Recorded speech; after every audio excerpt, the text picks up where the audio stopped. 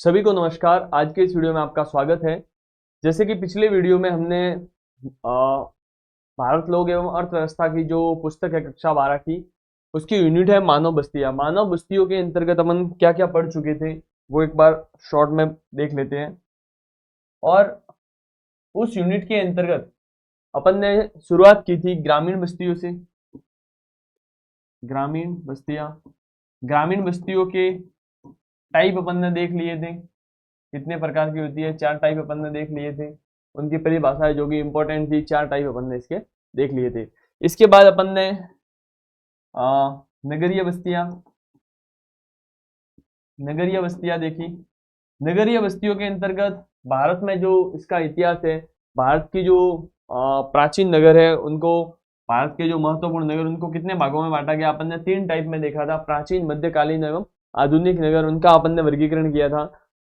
उसके पश्चात अब इससे अपन टॉपिक पढ़ेंगे भारत में नगरीकरण। भारत में नगरीकरण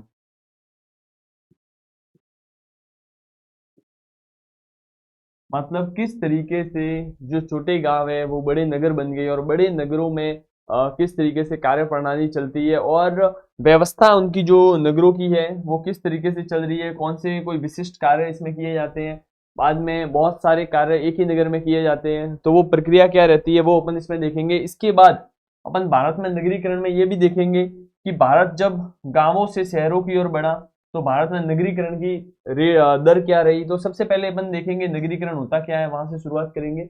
और भारत में नगरीकरण की दशकीय वृद्धि दर कितनी रही, टोटल कितने प्रतिशत पॉपुलेशन भारत में नगरों में रहती है, ये अपन इसमें देखेंगे। इसके बाद इसमें अंतर्गत अपन अगला पॉइंट लेंगे नगरों का प्रकार्यात्मक वर्गीकरण।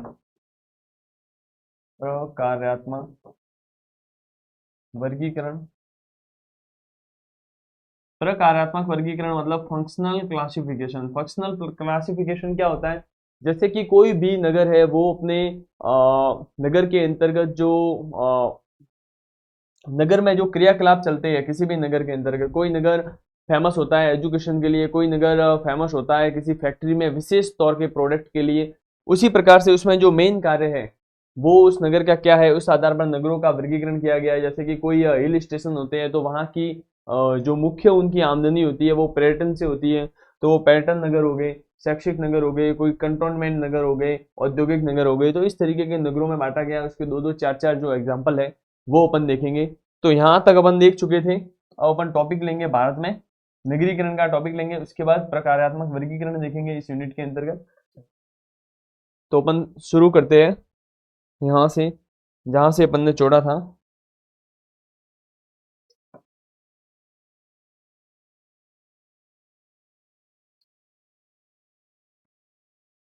इधर आप देख सकते हैं कि अपन ने अनुसंगी नगर एक धारणा पड़ी थी, जिसे मैंने बोला था सैटेलाइट टाउन।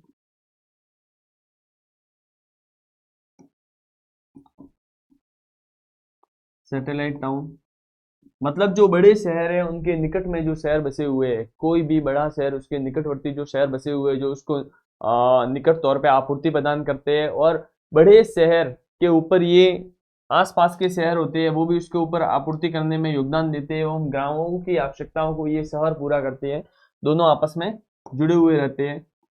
तो इसको सैटेलाइट टाउन या अनुसंगिक नगर कहा जाता है। जैसे दिल्ली के चारों ओर का एरिया गाजियाबाद, रोहतक, गुड़गांव, जैसे गुरुग्राम अब नाम है, तो वो जुड़ा हुआ है, तो वो अपन इसमें देख सकते हैं। यहाँ तक मैंने करवा लिया था।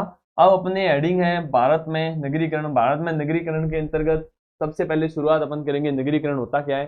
तो नगरीकरण होता क्या है, जैसे कि कोई भी टोटल जनसंख्या है, जैसे कि मान लीजिए कि किसी भी शहर की या देश की मान लीजिए कि 100 जनसंख्या है, उसमें से कितने लोग शहरों में रहते हैं, और जो शहर शहर की परिभाषा क्या है, अगला प्रश्न होगा कि शहर किसको बोलेंगे, शहर की परिभाषा क्या है। तो शहर की परिभाषा अपन इस तरीके से देख सकते हैं।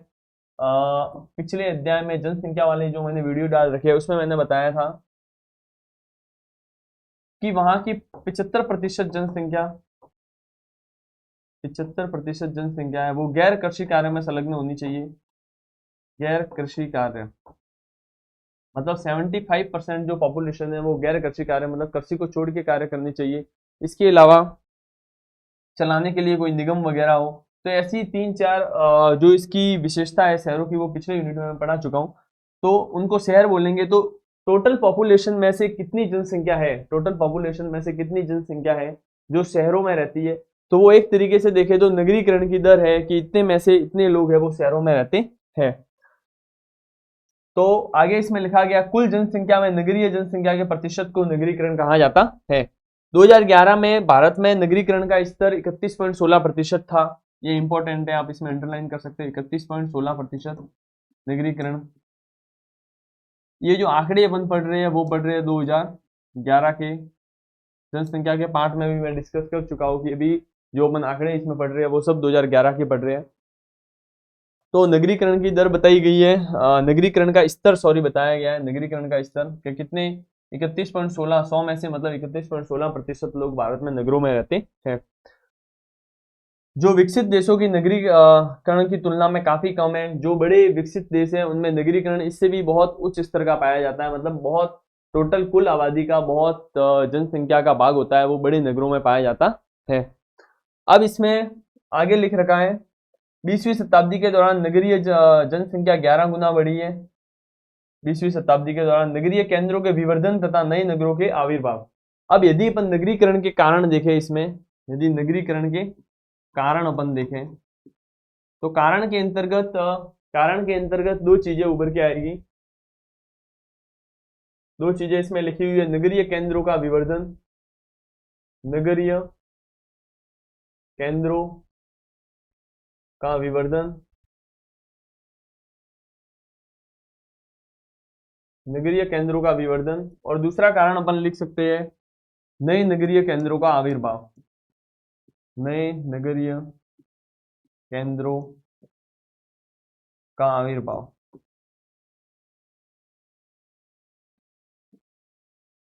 इसका मतलब ये हुआ कि जब जैसे जैसे कोई छोटा नगरीय केंद्र था, जनसंख्या बढ़ने के साथ साथ वो बड़ा नगरीय केंद्र बन गया। विवर्धन मतलब उसकी साइज में क्या होगी, बढ़ोतरी होगी। उसकी साइज में बढ़ोतरी किस कारण हुई, जो पॉपुलेशन गांवों में रहती थी वो शहरों की तरफ चली गई। तो नगरीकरण के बढ़ने के क्या कारण है, जो पुराने नगरीय क्षेत्र थे उनकी साइज बड़ी हो गई बाहर से पॉपुलेशन गाँव से आने के कारण, और कुछ नए नगरीय केंद्र मतलब जो शहर कुछ साल पहले तक अस्तित्व में नहीं थे वो पॉपुलेशन सेटल करने के उद्देश्य से बहुत बड़े नगर जो बहुत छोटे केंद्र हुआ करते थे वो बिल्कुल नए नगरीय केंद्र के रूप में उभर रहे हैं। तो दो कारण है इसमें, ये लाइन इसमें जो बता रखी है उसमें दो कारण है नगरीकरण के बढ़ने के। फिर अगली लाइन इसमें दी हुई है कि नगरीकरण में सार्थक भूमिका निभाई है वृद्धि ने, किंतु नगरीकरण की वृद्धि दर पिछले 2 दशकों में धीमी हुई है। एक अपन ने इधर पढ़ी है नगरीकरण का स्तर अपने क्या है, मतलब टोटल पॉपुलेशन में से कितने प्रतिशत जनसंख्या है वो नगरों में रहती है। एक है नगरीकरण की वृद्धि दर, नगरीकरण की वृद्धि दर, नगरीकरण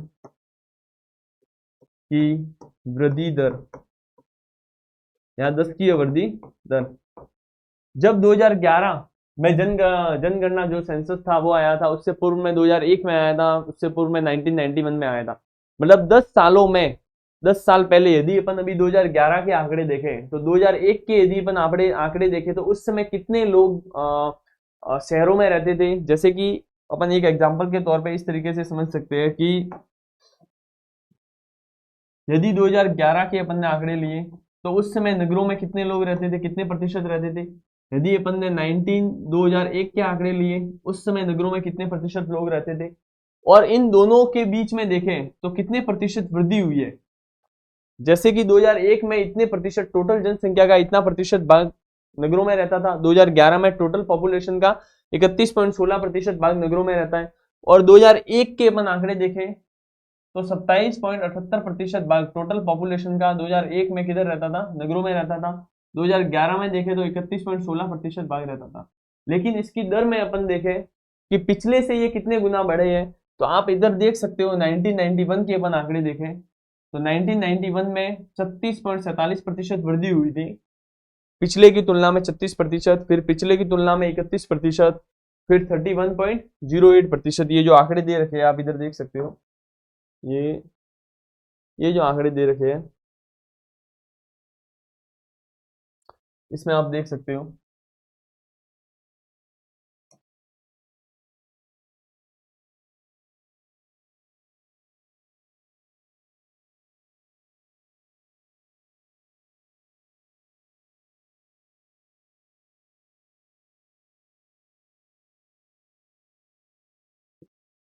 इसमें आप ये देख सकते हो कि नगरीय जनसंख्या का प्रतिशत, मतलब टोटल पॉपुलेशन में से कितनी पॉपुलेशन नगरों में रहती है।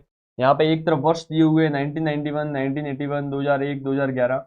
तो इधर अपन देखें कुल नगरीय जनसंख्या का परसेंटेज देखें तो 2011 में टोटल पॉपुलेशन की 31.16% नगरों में रहती है। 2001 में ये थी 27.78% थी। मतलब देखें तो वृद्धि तो हुई है नगरीय जनसंख्या में, वृद्धि तो होनी ही है, क्योंकि जैसे ही पॉपुलेशन बढ़ेगी तो नगरों में भी पॉपुलेशन तो बढ़ ही रही है। नगरीकरण, गांवों से लोग शहरों की ओर जा रहे हैं। लेकिन अपन 10 साल में वृद्धि का क्रम देखें तो सबसे ज्यादा आप देखिए कि 10 साल में बढ़ोतरी जो हुई थी वो हुई थी 1981 में 46% था, फिर 38% था, फिर 31%, फिर 31.08%। मतलब पिछले साल की तुलना में इतनी नगरीय परसेंटेज में वृद्धि हुई है पिछले 10 साल की तुलना में।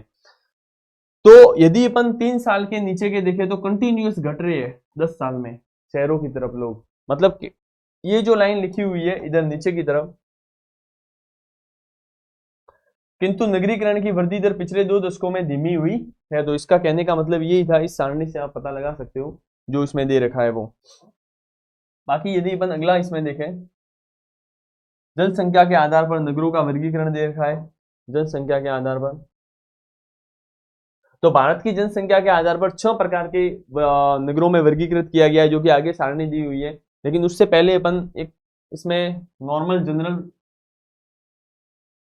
जनरल दिया हुआ है कि 1 लाख से अधिक जनसंख्या वाले नगर केंद्र को नगर अथवा प्रथम वर्ग का नगर कहा जाता है। ये आपको अंडरलाइन करना है। इसके बाद 10 लाख से 50 लाख की जनसंख्या वाले नगरों को महानगर तथा 50 लाख से अधिक की जनसंख्या वाले नगरों को मेगा नगर कहा जाता है। यदि 1 लाख से प्लस जनसंख्या है तो उसको नगर या प्रथम वर्ग का नगर कहा जाता है। प्रथम वर्ग का नगर।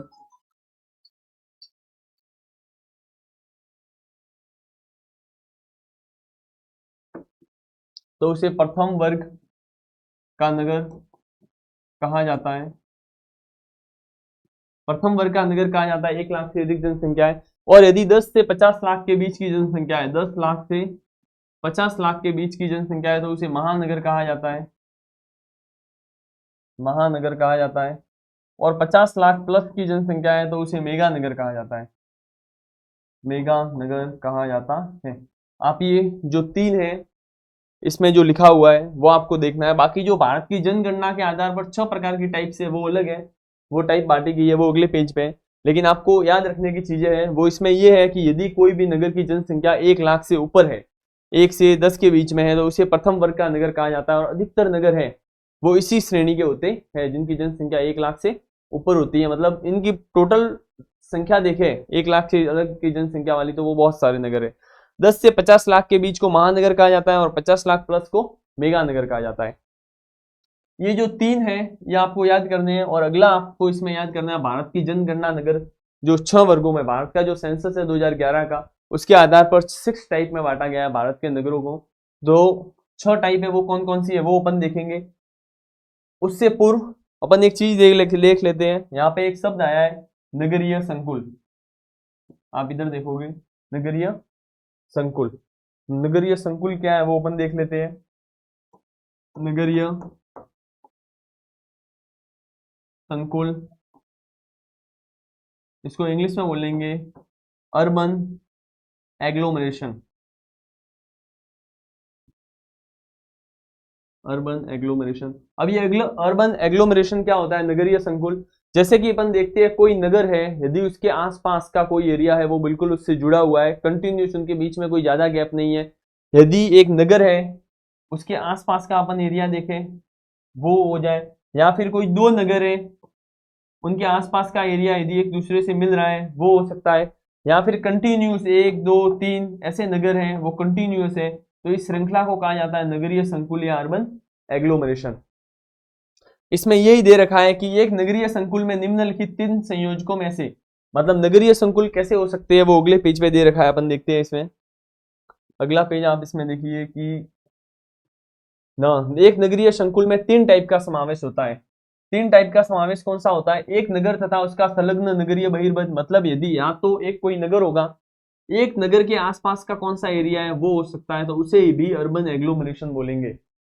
या फिर बहिर्बृहत मतलब आउटग्रोथ, इसके आसपास का एरिया के सहित अथवा रहित दो अथवा अधिक संस्पर्शी नगर। यदि कोई दो नगर एक दूसरे के स्पर्श कर रहे हो तो उसके आसपास का एरिया हो या न हो, लेकिन दो नगर यदि उसके आसपास है कंटिन्यूअस, तो उसको भी अर्बन एग्लोमरेशन कहा जाता है। और ग तीसरा पॉइंट दे रखा है, एक अथवा अधिक संलग्न नगरों के बहिर्बृहत से युक्त एक संस्पर्शी, मतलब आपस में स्पर्श कर रहे हो, तो मतलब दो तीन नगर हैं वो कंटिन्यू एक दूसरे के पास है, तो उनको अर्बन एग्लोमरेशन कहा जाता है। तो आप ये ध्यान रखिए, नगरीय संकुल या अर्बन एग्लोमरेशन, नगरीय संकुल या अर्बन एग्लोमरेशन।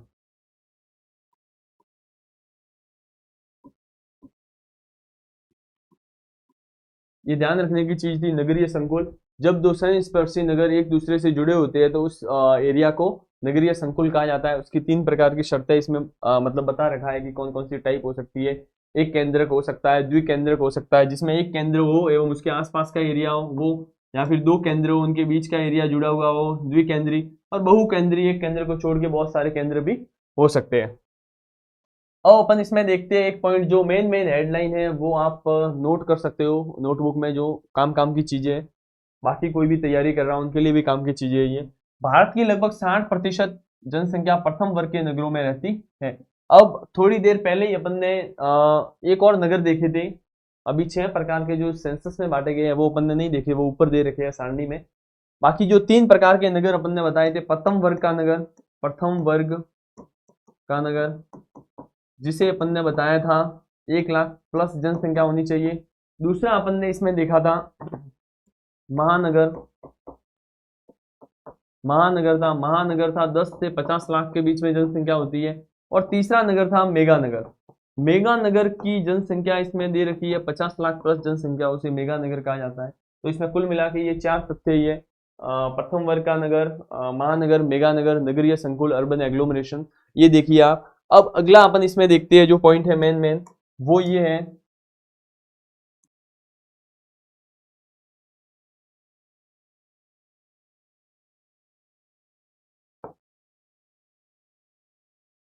ये जो सारणी दे रखी है, आप ये देखिए एक बार। ये जो सारणी दे रखी है, भारत वर्गानुसार शहरों तथा नगरों की संख्या था उनकी जनसंख्या 2011 के जो आंकड़े हैं वो दे रखे हैं।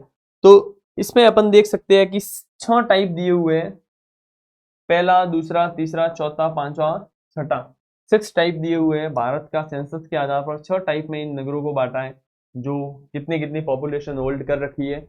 और इनका जो क्राइटेरिया है, जनसंख्या का आकार है, वो इन्होंने क्या रखा है वो आप इसमें देख सकते हो। जैसे कि पहला वर्ग है, उसमें आप देखिए 1 लाख एवं उससे अधिक की जनसंख्या, वो चाहे कितनी भी हो सकती है, ये 1 लाख प्लस की जनसंख्या, तो वो टोटल चाहे 10 लाख हो, 50 लाख हो, वो सब नगर किस में आएंगे, पहली श्रेणी में आ जाएंगे।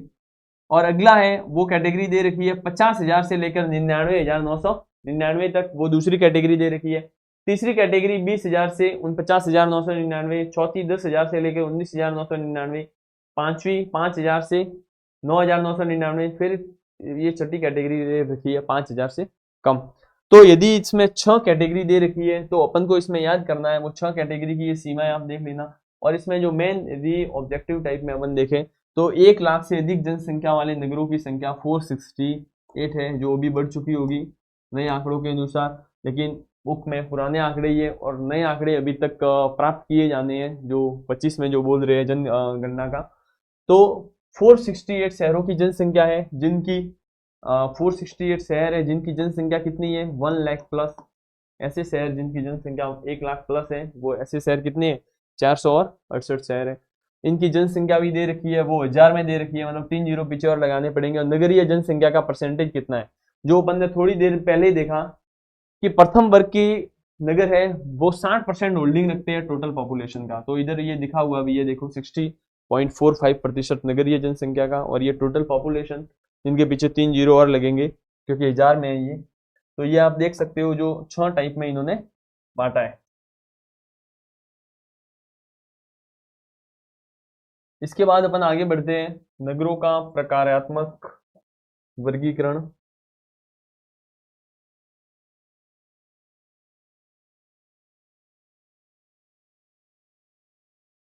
अब एक इसमें से मेन जो पॉइंट है वो ये भी है, यहाँ आप अंडरलाइन कर सकते हो, भारत की 60% नगरीय जनसंख्या प्रथम वर्ग के नगर में रहती है। प्रथम वर्ग के नगर वही है जिनकी पॉपुलेशन 1 लाख प्लस है।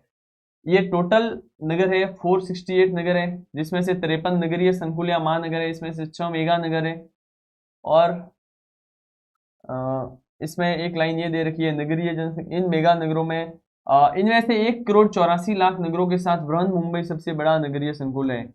मतलब सबसे बड़ा अर्बन एग्लोमरेशन बृहन मुंबई, मतलब मुंबई एवं उसके आसपास का एरिया। क्योंकि अर्बन एग्लोमरेशन इसे नगरीय संकुल इसलिए कहा है, उसके आसपास के छोटे शहर जो इससे आसपास से जुड़े हुए पूरा एरिया है कंटिन्यूअस, उसकी जनसंख्या इसने बताई है बृहन मुंबई की 1,84,00,000।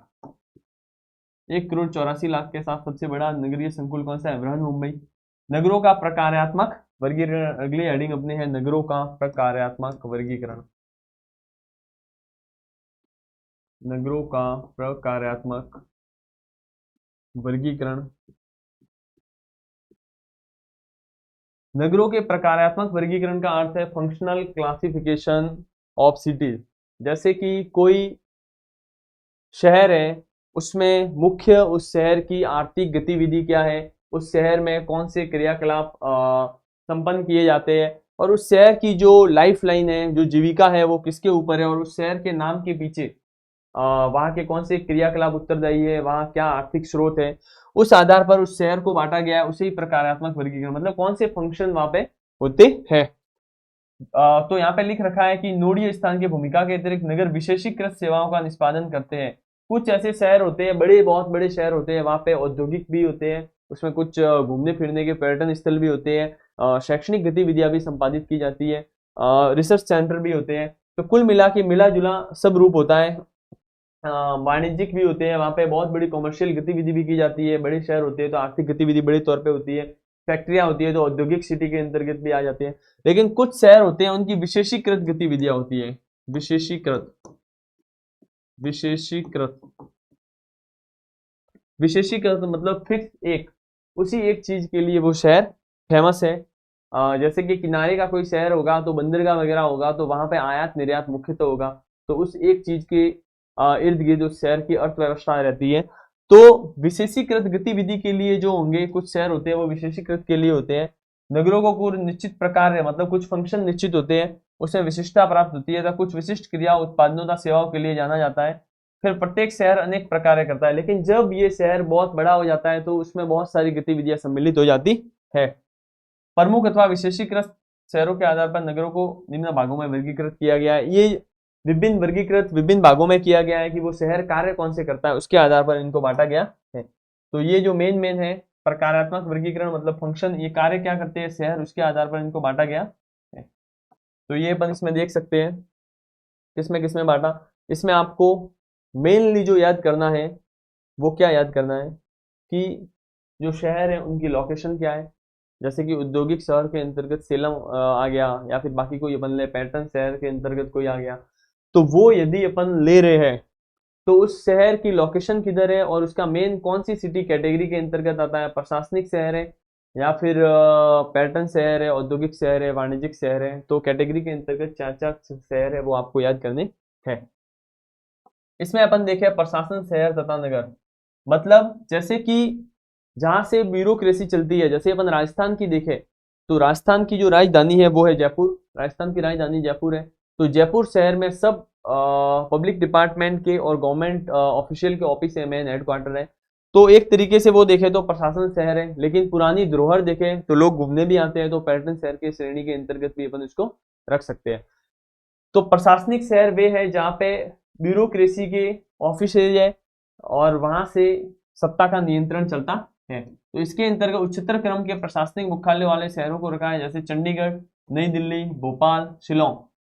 अब जैसे कि भोपाल मध्य प्रदेश में, ये छोटी छोटी सी चीजें हैं वो आपको ध्यान रखनी है। जरूरी नहीं है कि सबको सब आ जाए, तो आप यदि यहाँ से ही क्लियर करके चलोगे, कोई भी छोटी सी भी लोकेशन हो, जैसे कि भोपाल, भोपाल की आप लोकेशन देखिए, कर्क रेखा के किधर है, ऊपर है, नीचे है, ये छोटी छोटी चीजें यदि आप माइनर यहीं से देख के चलोगे। जैसे चंडीगढ़ है तो चंडीगढ़ का आर्किटेक्ट कौन था ये भी आप देख सकते हो। किसकी साझा राजधानी है ये देख सकते हो। नई दिल्ली है, उसकी थोड़ी हल्की सी हिस्ट्री भी देख सकते हो। और भोपाल है, भोपाल की लोकेशन देख लो। शिलोंग, शिलोंग है तो मेघालय की राजधानी होगी शिलोंग। तो शिलोंग कौन से पर्वत पे है, तो खासी पर्वत श्रृंखला पे। जैसे इसकी लोकेशन के साथ साथ यदि आप थोड़ी थोड़ी चीज इसको देखते जाओगे तो ये क्लियर हो जाएगा। प्रशासनिक शहर के अंतर्गत गुवाहाटी, इम्फॉल, श्रीनगर, गांधीनगर, जयपुर और चेन्नई। अब ये इसमें प्रशासन में नहीं रखा है, बाकी हेरिटेज साइट है तो पर्यटन में भी अपन देख सकते हैं। तो प्रशासनिक शहर जहाँ से ब्यूरोक्रेसी चलती है वो प्रशासनिक शहर आ गए। इनकी जो शहर है उनके चार चार, अक्सर ये सब लगभग लगभग राजधानियां हैं। आप इसमें एक कॉमन चीज देख सकते हो कि जो राजधानियां हैं वो प्रशासन शहर एवं नगर में आएगी। फिर औद्योगिक शहर जहाँ पे इंडस्ट्री है, तो इंडस्ट्री में आप देखिए मुंबई, सेलम, कोयम्बटूर, मोदी नगर, मोदी नगर यूपी में है, जमशेदपुर, हुगली, भिलाई इत्यादि। आप ये मैप में सबसे बेटर ढूंढोगे, जैसे एक एक शहर है वो अच्छे से देखोगे तो आपको बहुत बेटर याद हो जाएगा। उसके बाद अपन देखें परिवहन नगर। परिवहन नगर, परिवहन नगर के अंतर्गत अपन देखें तो वे परिवहन नगर के अंतर्गत वे शहर आ जाएंगे जो एक नोडीय केंद्र के रूप में। मान लीजिए कि आ,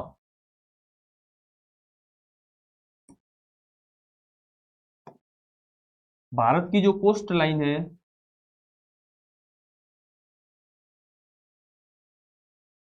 ये भारत की कोस्ट लाइन है, अरब सागर, हिंद महासागर, बंगाल की खाड़ी। तो भारत की जो कोस्ट लाइन है, कोस्ट लाइन वाले जो आसपास के होंगे वो किनारे के जो शहर होंगे, तटवर्ती इलाके के आसपास के, जहाँ से आयात निर्यात की सुविधा होगी, या फिर कहीं रेलवे मार्ग क्रॉसिंग हो रहे हैं तो वो एक जंक्शन के रूप में मेन होगा कि वहां से माल परिवहन एक जगह से दूसरे जगह जा रहा है, तो वो परिवहन नगर के रूप में आएंगे। तो उसमें देखो ये पत्तन नगर है, मतलब बंदरगाह नगर है, जो मुख्यतः आयात निर्यात कार्यों में संलग्न रहते हैं। जैसे कांडला किधर है, कोच्चि देख लो आप किधर है, गुजरात, केरल, केरल, आंध्र प्रदेश, विशाखापट्टनम आ गया। आंतरिक परिवहन की दूरियां, जैसे कि आंतरिक परिवहन मतलब ये तो जो सब दे रखे थे, कांडला, कोच्चि, कोझिकोड और विशाखापट्टनम, ये जो दे रखे थे वो अंतर्राष्ट्रीय परिवहन में काम आ रहे थे, क्योंकि ये किनारे के हैं तो भारत से बाहर की तरफ जाने के लिए आयात निर्यात में ये उपयोग में किए जा रहे हैं। और कुछ आंतरिक मार्ग की दूरियां हैं, जैसे कि मैंने ये क्रॉसिंग वाली बताई, आंतरिक मार्ग की दूरियां हैं। तो आंतरिक मार्ग की दूरियां उसके अंतर्गत अपन देखें तो धुलिया, जो कि महाराष्ट्र में स्थित है, धुलिया, मुगल सराय जो यूपी में स्थित है, इटारसी मध्य प्रदेश में स्थित है, कटनी। तो ये जो जहाँ पे एक तरीके से देखें तो कंटेनर डिपो है, वहां पे माल आवागमन और रेल परिवहन की सुविधा होने के कारण मेन जंक्शन है, तो वो बड़े शहर है जहाँ से आंतरिक माल की आवागमन हो रही है। मान लीजिए यहाँ से आ रहा है, यहाँ से भी आ रहा है, चारों ओर से जुड़े हुए हैं। इसके बाद अपन नगरों की अगली श्रेणी देखें तो वाणिज्यिक नगर इसमें दे रखा है। वाणिज्यिक नगर के अंतर्गत व्यापार था वाणिज्य में विशिष्टता, जहाँ पे कॉमर्शियल एक्टिविटी ज्यादा होती है, लेन देन की, व्यापार की। तो इसमें देखिए कोलकाता, सहारनपुर यूपी में, सतना मध्य प्रदेश में, तो ये वाणिज्यिक नगर के अंतर्गत आ गए। अब खनन नगर जो माइनिंग सिटी है, जहाँ पे खनिज बहुत अत्यधिक मात्रा में पाए जाते हैं, तो वो खनन नगर आ जाएंगे। इनके देखिए जहाँ नगर खनिज समृद्ध क्षेत्र, मतलब जो एरिया खनिज से समृद्ध है, मतलब जहाँ पे खनिज अत्यधिक मात्रा में पाए जाते हैं, जैसे छोटा नागपुर का पठार हो गया, उस एरिया की जो स्टेट की जो सिटी है वो आ गई, तो वो खनन नगर के अंतर्गत आएंगे। जैसे रानीगंज, वेस्ट बंगाल का रानीगंज, जरिया झारखंड का, डिगबोई असम, अकलेश्वर गुजरात, यहाँ से पेट्रोलियम निकलता है। सिंगरौनी मध्य प्रदेश में स्थित है, सिंगरौनी मध्य प्रदेश में स्थित है, एक जगह है सिंगरौनी, सिंगरौनी मध्य प्रदेश में स्थित है। और एक जगह है सिंगरेनी, सिंगरेनी ये तेलंगाना में स्थित है, ये आप ध्यान रखना। ये खनिज वाला अपने कोई पार्ट आएगा उसमें अपन आगे पढ़ेंगे, सिंगरेनी। और एक जो इसमें इंपॉर्टेंट है वो इस पार्ट का यदि अपन देखें तो इन नगरों में से आपके बोर्ड एग्जाम में जो सवाल पूछ सकते हैं वो इंपॉर्टेंट है, गैरिसन नगर या चावनी नगर। गैरिसन नगर या चावनी नगर, इसे इंग्लिश में बोलेंगे कंटोनमेंट। कंटोनमेंट मतलब आर्मी की जहाँ छावनी होती है, जो वहां पे रेस्ट करती है, उनका बेस कैंप होता है मेन, उसे चावनी नगर कहा जाता है, या गैरिसन नगर, इंग्लिश में कंटोनमेंट बोलेंगे। इन नगरों का उदय गैरिसन नगरों के रूप में हुआ है, जैसे कि अंबाला।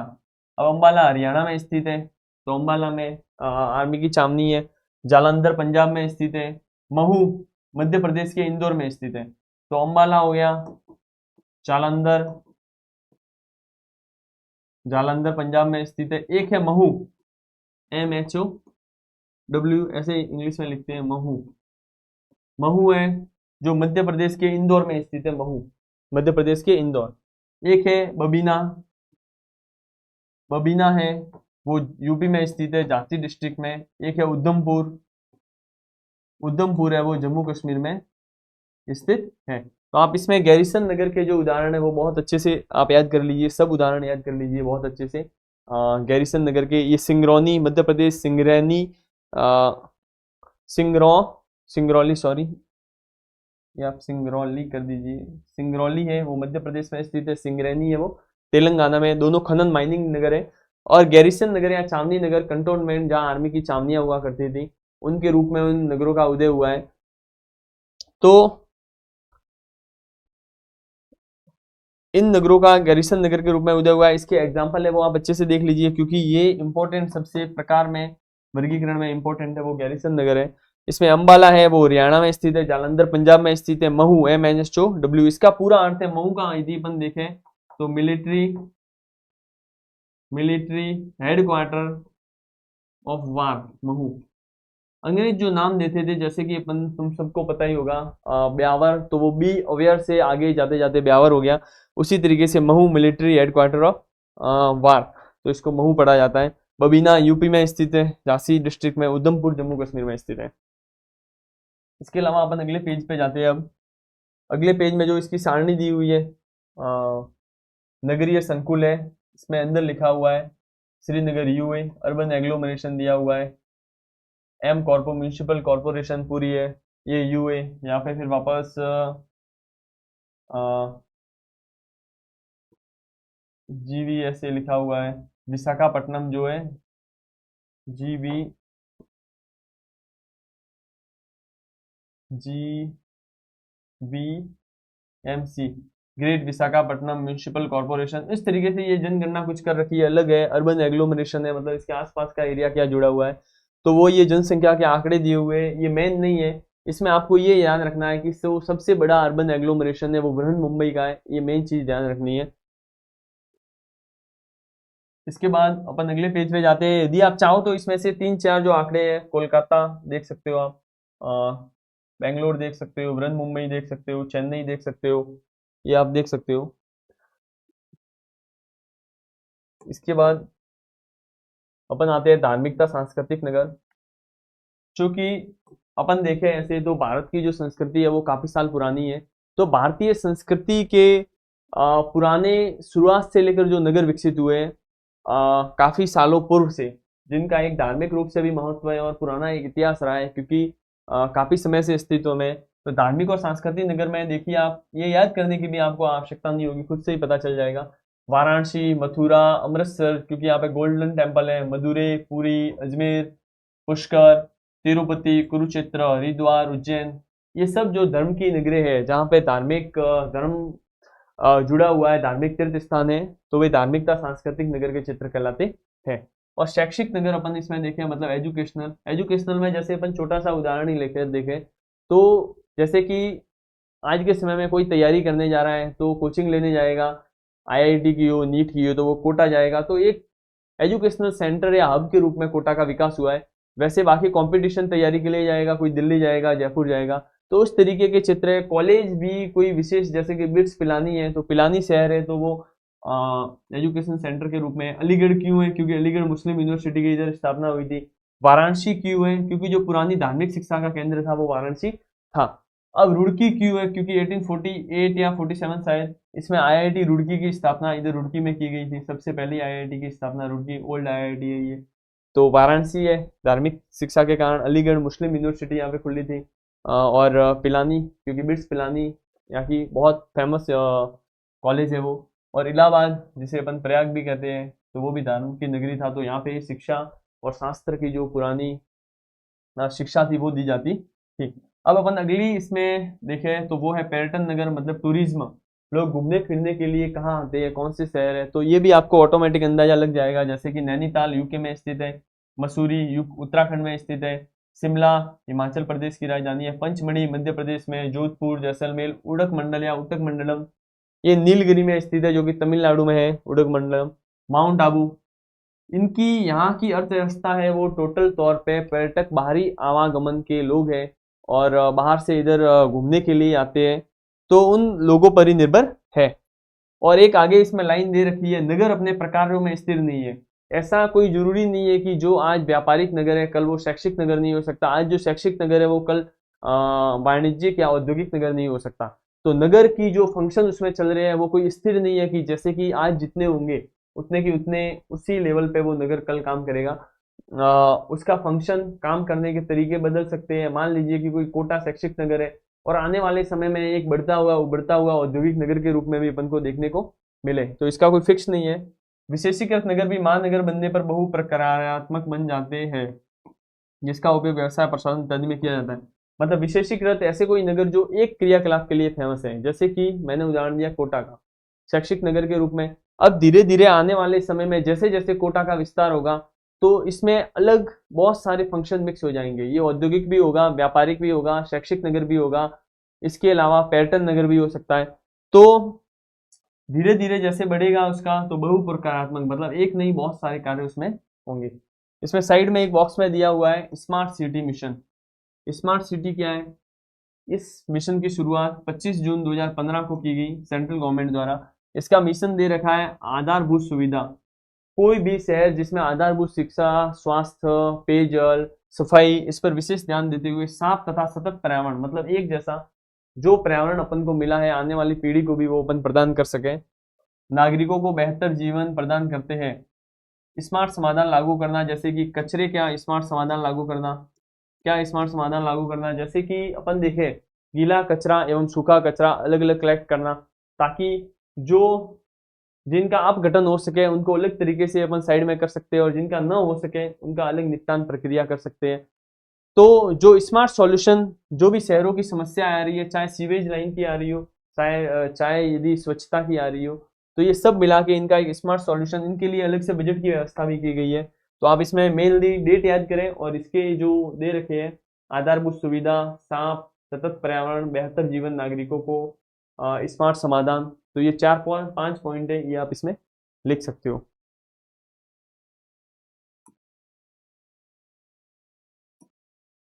अब अगर अपन इसमें देखें तो आगे ये यूनिट पूरी हो चुकी है। इस यूनिट के MCQ है वो अपन देख सकते हैं। निम्नलिखित में से कौन सा नगर नदी तट पर अवस्थित नहीं है? आगरा नदी तट पर स्थित है, पटना नदी तट पर स्थित है, कोलकाता मतलब भोपाल नदी तट पर अवस्थित नहीं है। भारत की नगरीय जनसंख्या के अनुसार कौन सी एक विशेषता नगर की परिभाषा का अंग नहीं है? तो जनसंख्या का घनत्व 400 व्यक्ति प्रति वर्ग किलोमीटर और नगर पालिका हो, ये भी है। 75% से अधिक जनसंख्या का प्राथमिक खंड में संलग्न होगा। मतलब खेती में 75% जनसंख्या वो खेती में होनी चाहिए। क्या ये नगर का लक्षण है? नहीं। ऑलरेडी 75% गैर कृषि कार्य में होनी चाहिए, तो ये इसके लिए सही नहीं है। अपन अगला प्रश्न इसमें देखें।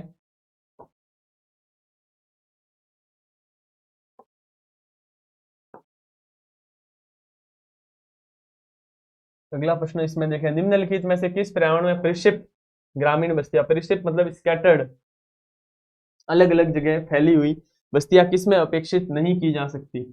नहीं तो गंगा का जलोढ़ मैदान है, वहां पे एक जैसा समतल मैदान होगा तो लोगों की भीड़ तो बचेगी, तो यहाँ पे परिक्षिप्त बस्तियां नहीं होगी।